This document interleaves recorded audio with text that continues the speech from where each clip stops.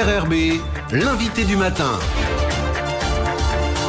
Bonjour Jean-François Bodin. Bonjour Lionel. Votre invité ce matin, Monseigneur de Romanel, l'évêque aux armées. Oui, Monseigneur Antoine de Romanet, bonjour. Bonjour. Merci d'avoir accepté notre invitation. Alors que vous allez quitter la Calédonie aujourd'hui après un séjour de plusieurs jours. Vous allez nous dire un petit peu ce que vous avez vu, ce que vous avez ressenti de votre séjour. Mais peut-être un mot d'abord sur ce qu'est un évêque aux armées. Quel est son rôle parce que c'est un peu curieux. Un évêque est normalement dans un diocèse. Vous êtes vraiment au service de l'armée. Oui, alors les aumôniers militaires sont répartis partout en France, dans les territoires d'outre-mer et dans toutes les opérations extérieures. Et ils ont deux missions. Celle d'être proche des hommes au quotidien et celle d'être conseil au commandement, conseil au chef de corps, au responsable du bâtiment sur lequel ils se trouvent. Comme aumônier en chef du culte catholique, je suis responsable d'être proche des aumôniers. Et quand je fais une visite, ma principale priorité, c'est de connaître, de passer du temps avec l'aumônier et de réaliser l'amplitude de ses missions et toutes les interactions qui peuvent se déployer. Et puis d'être conseiller au commandement, ce qui se traduit à Paris dans toutes les instances qui peuvent se faire. Je suis très impressionné par la manière dont l'armée est en avance de phase sur d'innombrables sujets de société, qu'il s'agisse de l'intelligence artificielle, qu'il s'agisse des drones sans pilote, qu'il s'agisse des robots tueurs, mais qu'il s'agisse aussi de toutes les questions autour de la cohésion, du commandement, des relations familiales. L'armée se pose des questions fortes et intenses et elle se projette également dans l'avenir d'une manière assez unique parce qu'un programme d'armement, c'est sur 30 ou 50 ans et qu'il y a peu d'institutions qui réfléchissent comme ça à la mesure du demi-siècle. Les militaires sont engagés et engagent leur vie d'une manière très impressionnante et donc se pose nécessairement la question au nom de qui, au nom de quoi j'engage ma vie, au nom de qui, au nom de quoi je prends la vie d'un autre. Et donc ça renvoie nécessairement aux questions spirituelles les plus fondamentales. Il s'agit d'aider les hommes à vivre dans toute la cohérence humaine, spirituelle, les missions qui leur sont confiées et d'assurer que tout se passe pour le mieux dans la mission qui a été reçue. Beaucoup de chefs de corps témoignent du fait qu'ils ne partiraient jamais en opération extérieure sans la présence de leur toubib et de leur padré. La santé du corps et la santé de l'âme, indissociablement liées. L'opération extérieure reste peut-être la pointe finalement de ce que peut vivre un militaire personnellement, les questions qu'il peut se poser lorsqu'il est sur un théâtre d'opération extérieure. Oui, c'est un lieu de vérité. L'armée est par nature un lieu de vérité. Il y a beaucoup de sujets sur lesquels vous pouvez écrire avec un papier et un crayon à peu près tout et n'importe quoi. Sur un théâtre d'opération, il y a une vérité absolue, une vérité de la relation entre les hommes, une vérité de la relation au combat et de la relation aux questions les plus existentielles. Alors la fonction d'un évêque aux armées, c'est d'abord de voyager énormément, d'abord dans toute la France, partout il y a des régiments, partout il y a des demandes. Et si vous voulez, sans vouloir donner le tournis à vos auditeurs, depuis le début de cette année, j'ai été au Tchad, au Mali, au Niger, au Liban, 2 fois en Italie, 2 fois en Allemagne, 2 fois aux États-Unis, au Canada, mais également à La Réunion, à Mayotte, en Martinique, en Guadeloupe, maintenant ici en Nouvelle-Calédonie. Et vous êtes évêque depuis 1 an et demi seulement, juin 2017. Ça, ce que je vous dis, c'est les 12 derniers mois, si vous voulez. Donc, c'était rapide. Et voilà. Alors vous apportez beaucoup avec les aumôniers aux hommes, on l'a bien compris, mais est-ce que vous recevez aussi quelque chose? Est-ce que ce monde de l'armée finalement vous construit d'une certaine façon? Oui, c'est un monde tout à fait passionnant, c'est un monde d'honneur, c'est un monde d'engagement, où les valeurs humaines les plus belles sont encore une fois invitées à se déployer dans toute la vérité de la relation. Je considère avec force que on n'a jamais nommé un chef de corps, c'est-à-dire un colonel ou un commandant de bateau, au tour extérieur. C'est-à-dire quelqu'un qui vient de l'extérieur. Les colonels, ils ont tous été capitaines et les généraux, ils ont tous été capitaines et colonels.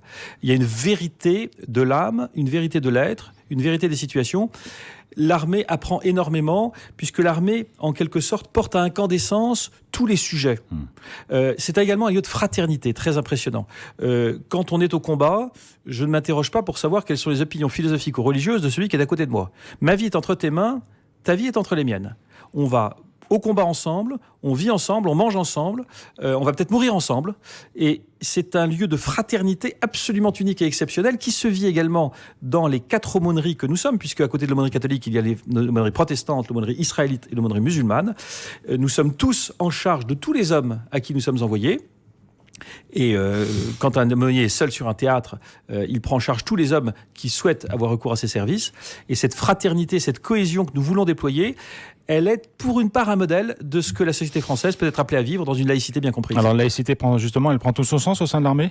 Absolument. La laïcité, c'est ce rapport essentiel entre l'État et la dimension religieuse. Lorsque l'État est livré à lui-même, il a tendance à envahir l'ensemble du champ, il devient totalitaire.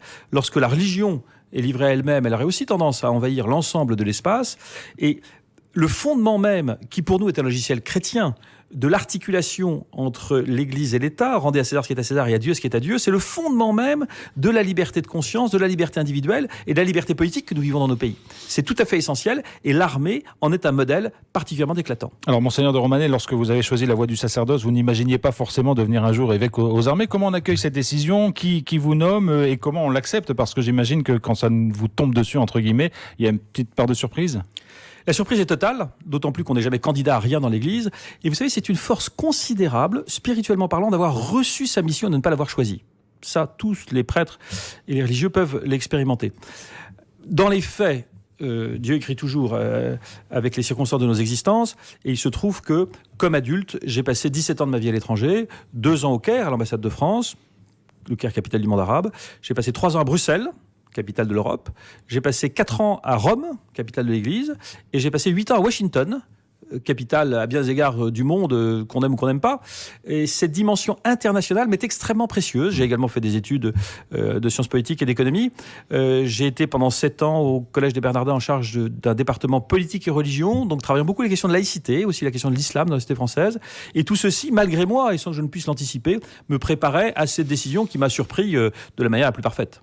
Alors, Monseigneur de Romanet, parlons de votre séjour en Calédonie. Vous êtes arrivé mardi dernier, vous quittez le territoire aujourd'hui. Qu'est-ce que vous avez vu, qu'est-ce que vous avez ressenti dans les différents lieux de l'armée que vous avez visités ici ? Écoutez, j'ai eu la chance de pouvoir aller dans le Nord, à Point-d'Imier, de voir les gendarmes mobiles qui étaient là-bas, ainsi que les gendarmes territoriaux. Je suis toujours très impressionné de la connaissance très fine et très humaine qu'ont les gendarmes des territoires qui leur sont confiés.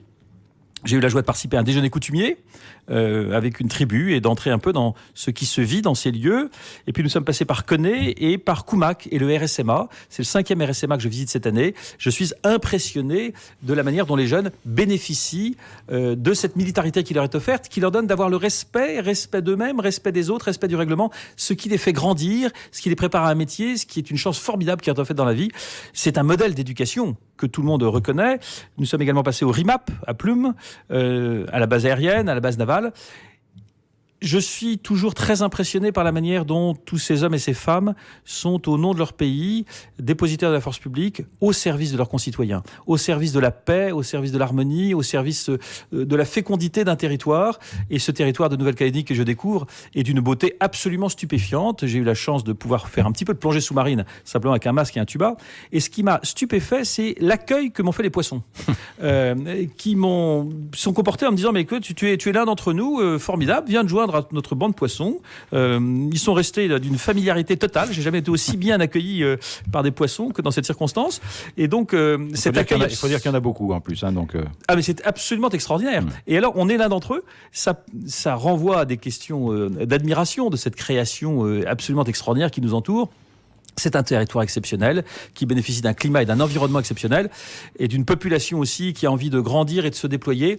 Et cette visite me donne beaucoup d'admiration et aussi beaucoup d'espoir parce qu'on sent que tous ont envie de déployer le meilleur de ce qu'ils portent dans leur cœur. Y compris avec les échéances à venir, vous le savez, vous êtes venu dans un moment très particulier. Tout à fait, et ce calme qui règne augure du meilleur pour ce département, pour ce territoire qui n'est pas département, mais qui au contraire déjà une belle indépendance, qui respecte, je crois, d'une manière magnifique son histoire, et son avenir est entre les mains de ses habitants. Et de fond du cœur, je leur fais les vœux les plus chaleureux pour cet avenir qui s'ouvre à eux. Alors, Monseigneur de Romanet, quel est votre lien avec les autres évêques de France ? Parce que les autres évêques sont en charge d'un diocèse géographique, j'allais dire. Vous êtes d'un diocèse qui suit des armées. Quel est votre rapport ? Est-ce que vous travaillez avec eux ? Est-ce que vous vous retrouvez à Lourdes comme ils le font une fois par an pour réfléchir sur les grands sujets de société, etc. ? Alors, mes rapports avec eux sont des rapports de totale fraternité. C'est très impressionnant quand on rentre dans le corps épiscopal de voir cette fraternité. On se tutoie tous, quels que soient nos âges. Je participe aux travaux de la province d'Île-de-France, même si je ne dépends pas de l'archevêque de Paris, ce qui est une situation tout à fait unique dans l'épiscopat. Je dépends directement de Rome. Je participe aux travaux de Lourdes, où je serai dès vendredi soir.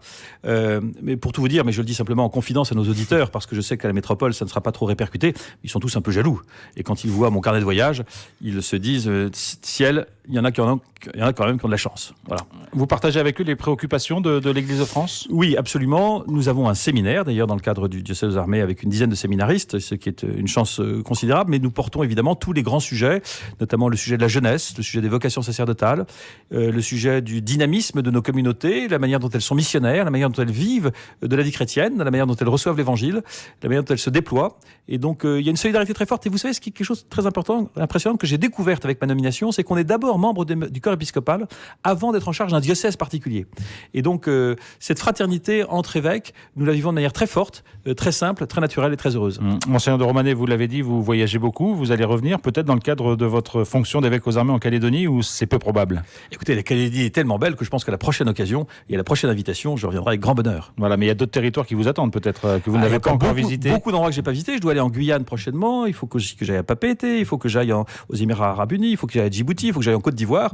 C'est vous dire combien, à la première occasion, et j'espère qu'elle c'est un proche avenir, la Nouvelle-Calédonie sera aussi à l'agenda de toutes ces visites. Et donc, merci de vous être arrêté dans les locaux de Radio Rythme Bleu dans cet agenda très chargé. Merci beaucoup, Monseigneur de Romanet. Avec joie.